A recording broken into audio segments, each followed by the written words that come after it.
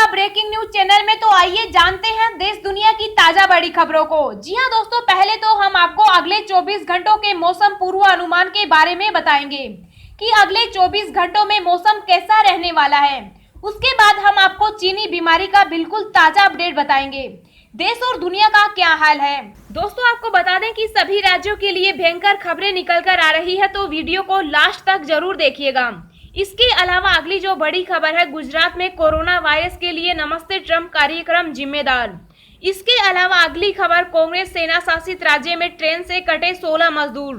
राहुल गांधी बोले हमें खुद पर शर्म आनी चाहिए।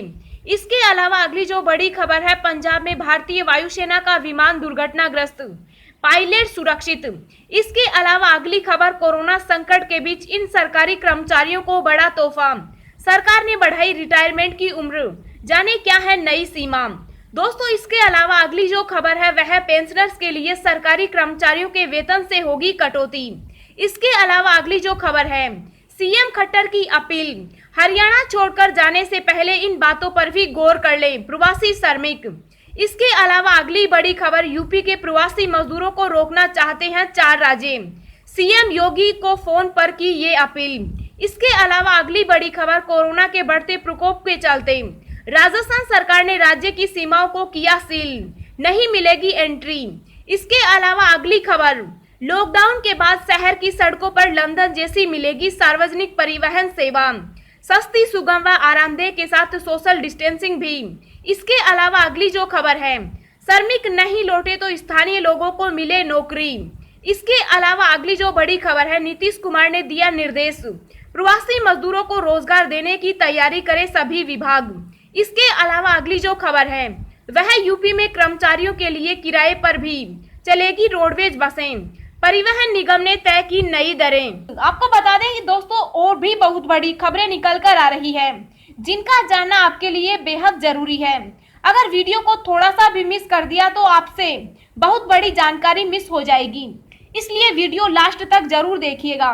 वीडियो में आगे बढ़ने से पहले आपसे एक छोटी सी रिक्वेस्ट है कि आप इस वीडियो को लाइक कर दें, शेयर कर दें, क्योंकि आपका लाइक शेयर करना ही हमारी मेहनत का फल होता है। तो दोस्तों जानते हैं सबसे पहले अगले 24 घंटों के मौसम पूर्वानुमान के बारे में। अगले 24 घंटों के दौरान असम, मेघालय, अरुणाचल प्रदेश, नागालैंड, केरल, तटीय कर्नाटक और अंडमान व निकोबार द्वीप समूह में हल्की से मध्यम बारिश के साथ कुछ स्थानों पर गरज के साथ भारी बौछारें गिरने का अनुमान है। आंतरिक कर्नाटक, आंतरिक तमिलनाडु, छत्तीसगढ़ के कुछ हिस्सों, तटीय आंध्र प्रदेश, उप हिमालय, पश्चिम बंगाल और सिक्किम में हल्की से मध्यम बारिश के साथ 1-2 स्थानों पर मध्यम बौछारें गिर सकती हैं। गुजरात और पश्चिमी राजस्थान के कुछ हिस्सों में लू का प्रकोप जारी रहने की संभावना है। देश में कोरोना संक्रमित मरीजों का आंकड़ा 58,965 के पार, अब तक 1,956 की मौत। जी हां, आपको बता दें कि देश और दुनिया में कोरोना के केस लगातार बढ़ते ही जा रहे हैं। ताजा आंकड़ों के मुताबिक देश में अब तक 58,965 संक्रमण के मामले सामने आ चुके हैं। एक्टिव केस 39,895 हैं, जिसमें से अभी तक 1,956 लोग अपनी जान गंवा चुके। वहीं इसके बीच अच्छी खबर ये भी है कि अब तक 18,000 संक्रमित मरीज ठीक भी हो चुके। दुनिया भर में कोरोना वायरस की वजह से कुल 2,75,000 लोगों की जान जा चुकी, जबकि वायरस से संक्रमित लोगों की संख्या 38,88,000 हो गई। इनमें एक्टिव केस 23,25,000 हैं और खुशी की बात यह है कि अब तक 13,27,000 लोग ठीक हो चुके हैं। तो दोस्तों कमेंट बॉक्स में कमेंट करके बताना कि भारत में दूसरा नंबर पर सबसे ज्यादा कोरोना के संक्रमित मरीज कहां पर हैं। जो लोग इसका सही जवाब देंगे वो सभी जीत सकते हैं एक सरप्राइज गिफ्ट, जो कि गिव अवे के रूप में आप तक पहुंचा दिया जाएगा। गुजरात में कोरोना वायरस के लिए नमस्ते ट्रंप कार्यक्रम जिम्मेदार कांग्रेस। जी हां, आपको बता दें कि कांग्रेस ने गुजरात में कोरोना वायरस के फैलने का जिम्मेदार नमस्ते ट्रंप कार्यक्रम को ठहराया। पार्टी ने कहा कि वह इसके खिलाफ कोर्ट का भी दरवाजा खटखटाएगी। राज्य कांग्रेस अध्यक्ष अमित चावड़ा ने कहा कि उनकी पार्टी इस मामले में एक विशेष जांच दल के माध्यम से एक स्वतंत्र जांच चाहती है और सरकार की अपराधिक लापरवाही के खिलाफ जल्द ही गुजरात उच्च न्यायालय का दरवाजा खटखटाएगी। कांग्रेस के इस आरोप को भाजपा ने निराधार बताते हुए खारिज कर दिया। भाजपा की तरफ से कहा गया कि विश्व स्वास्थ्य संगठन की तरफ से कोरोना वायरस को महामारी घोषित करने से पहले इस कार्यक्रम का आयोजन अच्छी तरह से किया गया था। पार्टी का कहना है कि इस कार्यक्रम के लगभग 1 महीने बाद राज्य में पहला कोरोना वायरस का मामला सामने आया था। कांग्रेस सेना शासित राज्य में ट्रेन से कटे 16 मजदूर, राहुल गांधी बोले हमें खुद पर आनी चाहिए शर्म। जी आपको बता दें कि महाराष्ट्र के औरंगाबाद में 16 प्रवासी मजदूरों की ट्रेन से कटकर मौत हो गई। मजदूरों की मौत पर कांग्रेस ने केंद्र सरकार को घेरने के लिए सियासत भी शुरू कर दिया, लेकिन कांग्रेस के पूर्व अध्यक्ष राहुल गांधी शायद ये भूल गए कि जहां ये दर्दनाक हादसा हुआ है और 16 मजदूरों की मौत हो गई, वहां कांग्रेस, शिवसेना और एनसीसी की सरकार है। राहुल गांधी ने ट्वीट करके कहा कि मालगाड़ी से कुचले जाने से, मजदूर भाई बहनों के मारे जाने की खबर से मैं स्तब्ध हूँ। हमें अपने राष्ट्र निर्माणकर्ताओं के साथ किए जा रहे व्यवहार पर शर्म आनी चाहिए। मारे गए लोगों के परिवारों के प्रति संवेदना व्यक्त करता हूँ और घायलों के शीघ्र स्वस्थ होने की प्रार्थना करता हूँ। राहुल गांधी ने केंद्र सरकार को घेरने के लिए ट्वीट में लिखा, हमें अपने राष्ट्र निर्माणकर्ताओं के साथ किए जा रहे व्यवहार पर शर्म आनी चाहिए। लेकिन राहुल गांधी शायद ये भूल गए कि अगर महाराष्ट्र की कांग्रेस शिवसेना सरकार इन मजदूरों को रहने खाने की व्यवस्था करती तो ये मजदूर वापस लौटने को मजबूर ही न होते। ये सभी मजदूर महाराष्ट्र से छत्तीसगढ़ लौट रहे थे। छत्तीसगढ़ में भी कांग्रेस सरकार है। अगर सरकार मजदूरों के प्रति संवेदनशील होती तो इन मजदूरों को बसों या ट्रेनों के जरिए इनके घर पहुंचाती, लेकिन शायद छत्तीसगढ़ के इन मजदूरों को इनकी राज्य सरकार से उम्मीद नहीं जगी कि वो इन्हें ले जाएगी। संभवतः इसलिए यह मजदूर पैदल ही अपने घर को निकल गए, लेकिन घर पहुंचने से पहले ही इनकी रास्ते में असमय मृत्यु हो गई। इसके बावजूद राहुल गांधी सियासत करने से नहीं बाज आ रहे। बता दें कि 18 से 20 प्रवासी मजदूर महाराष्ट्र से पैदल अपने घर छत्तीसगढ़ जा रहे थे। इस दौरान औरंगाबाद के जालना रेलवे लाइन पर सभी मजदूर सो गए। इसके बाद मालगाड़ी आई और कुचलते हुए निकल गई। इस हादसे में 16 मजदूरों की मौत हो गई। कोरोना संकट के बीच इन सरकारी कर्मचारियों को बड़ा तोहफा, सरकार ने बढ़ाई रिटायरमेंट की उम्र, जाने क्या है नई सीमा। जी आपको बता दें कि कोरोना वायरस और लॉकडाउन के कारण देश की अर्थव्यवस्था को बड़ा झटका लगा है। वहीं तमिलनाडु सरकार ने अपने कर्मचारियों को बड़ा तोहफा दिया है। तमिलनाडु सरकार ने कोरोना संकट के बीच अपने सरकारी कर्मचारियों को बड़ा तोहफा देते हुए उनके रिटायरमेंट की उम्र बढ़ा दी है। तमिलनाडु के मुख्यमंत्री ने अपने राज्य के सरकारी कर्मचारियों को बड़ी राहत देते हुए कहा कि कर्मचारियों की रिटायरमेंट की उम्र 1 साल बढ़ा दी है। राज्य सरकार ने सरकारी कर्मचारियों की रिटायरमेंट की उम्र 58 साल से बढ़ाकर 59 साल कर दी है। लॉकडाउन के बाद शहर की सड़कों पर लंदन जैसी मिलेगी सार्वजनिक परिवहन सेवा, सस्ती, सुगम व आरामदेह के साथ सोशल डिस्टेंसिंग भी। जी आपको बता दें कि लॉकडाउन के बाद केंद्र शहरों की सार्वजनिक परिवहन सेवा को ट्रांसपोर्ट फॉर लंदन मॉडल की राह पर चलाने की कवायद शुरू करेगी। सरकार इससे संबंधित दिशा निर्देश बना रही है, जिससे देश में TFL मॉडल को लेकर एक नीति लागू की जा सके। इस फैसले से लोगों को सस्ती, सुगम व आरामदेह सार्वजनिक परिवहन सेवा मिल सकेगी। वहीं कोरोना के माहौल में मानव संपर्क कम होगा। सेवा में सुधार के प्रयास। अधिकारी ने बताया कि एक डबल डेकर बस कार से 20 गुना अधिक यात्री ढोती है। यह मेट्रो ट्रेन व दूसरे सार्वजनिक परिवहन से कई गुना बेहतर सेवा है। देश में 22% की रफ्तार से वाहन बढ़ रहे हैं। शहरों में यातायात कंजेक्शन, वायु प्रदूषण व सड़क दुर्घटनाएं तेजी से बढ़ रही है। इसको देखते हुए नितिन गडकरी सार्वजनिक परिवहन सेवा में सुधार लागू करने के लिए प्रयासरत हैं। श्रमिक नहीं लौटे तो स्थानीय लोगों को मिले नौकरी। जी आपको बता दें कि लॉकडाउन की वजह से महाराष्ट्र में काम करने वाले कई मजदूर अपने गृह राज्य वापस लौटना चाहते हैं, जबकि कई वापस लौट भी चुके हैं। महाराष्ट्र नवनिर्माण सेना के अध्यक्ष राज ठाकरे ने इन मजदूरों को लेकर कहा कि अगर प्रवासी श्रमिक वापस नहीं लौटते हैं तो नौकरियां स्थानीय लोगों को दी जानी चाहिए। उन्होंने कहा कि लॉकडाउन वापस लिए जाने के बाद जो लोग राज्य में आना चाहते हैं उन्हें कोरोना वायरस की जांच के बाद ही आने की अनुमति दी जानी चाहिए। पंजाब में भारतीय वायुसेना का विमान दुर्घटनाग्रस्त, पायलट सुरक्षित। जी हां, आपको बता दें कि भारतीय वायुसेना का लड़ाकू विमान मिग-29 क्रैश हो गया। घटना नवन शहर के रुड़की कला गांव के पास हुई। पता चला है कि विमान में तकनीकी गड़बड़ी की वजह से यह हादसा हुआ। मामले की जांच करने के आदेश दे दिए गए हैं। जालंधर के पास वायुसेना के बेस से ट्रेनिंग मिशन पर गया एक मिग-29 विमान दुर्घटनाग्रस्त हो गया। विमान में तकनीकी खराबी आ गई और पायलट विमान को नियंत्रित नहीं कर सका और सुरक्षित बाहर निकल गया। कोर्ट ऑफ इंक्वायरी का आदेश दिया गया है। मीडिया रिपोर्ट्स के मुताबिक मौके पर वायुसेना के अधिकारी पहुंच गए और जांच चल रही है। सीएम खट्टर की अपील, हरियाणा छोड़कर जाने से पहले इन बातों पर भी गौर कर ले प्रवासी श्रमिक।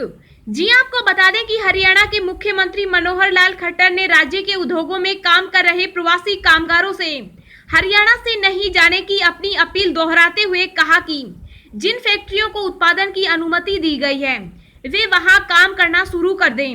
मुख्यमंत्री ने कहा कि राज्य में कोरोना वायरस संक्रमण की स्थिति बेहतर है और प्रवासी कामगारों को कोई निर्णय लेने से पहले अपने गृह राज्य के हालात और हरियाणा के हालात के बीच तुलना करनी चाहिए। सीएम खट्टर ने जनता के नाम अपने संदेश में कहा कि मैं उद्योगों में काम करने वाले प्रवासी कामगारों से फिर से अपील करना चाहता हूं कि वे चिंता छोड़ दें। मैं उन्हें बताना चाहता हूं कि यहाँ स्थिति बेहतर है, रोजगार ठीक है, यहाँ का माहौल अच्छा है और कोविड-19 के हालात बेहतर हैं। हरियाणा में अधिकतर प्रवासी कामगार बिहार, उत्तर प्रदेश, झारखंड और मध्य प्रदेश से हैं। उन्होंने सभी कामगारों से कहा कि आप जब भी कोई निर्णय लें तो उस पर दोबारा विचार करें और यहीं रहें। घर जाने की जल्दबाजी नहीं दिखाएं। कोविड-19 फैल रहा है और ऐसे वक्त में सुरक्षित रहने का सर्वश्रेष्ठ तरीका यही है कि आप जहां हैं वहीं रहें। पेंशनर्स के लिए सरकारी कर्मचारियों के वेतन से होगी कटौती। जी हां, आपको बता दें कि राजस्थान सरकार ने सरकारी कर्मचारियों के वेतन से की जाने वाली कटौती को बढ़ा दिया है। वित्त विभाग के रूल्स डिवीजन द्वारा बुधवार को जारी किए गए आदेश के अनुसार 1 जनवरी 2004 से पहले नियुक्त कर्मचारियों की मई से हर महीने की सैलरी से पहले की तुलना में अधिक राशि की कटौती होगी। यह बढ़ोतरी मासिक सब्सक्रिप्शन की राशि में की गई। आपको बता दें कि 18,000 रुपए पर पहले 242 रुपए की कटौती की जाती थी, अब 265 रुपए की जाएगी और 18,000 से 33,500 रुपए पर पहले 402 रुपए की कटौती की जाती थी, अब 440 रुपए की जाएगी और 33,500 से 54,000 रुपए पर पहले 602 रुपए की कटौती की जाती थी, अब 658 रुपए की जाएगी और 54,000 से अधिक रुपए पर पहले 800 रुपए की कटौती की जाती थी, अब 875 रुपए की जाएगी। पांचवा और छठा वेतनमान ले रहे कर्मचारियों के लिए भी इतनी कटौती की जाएगी।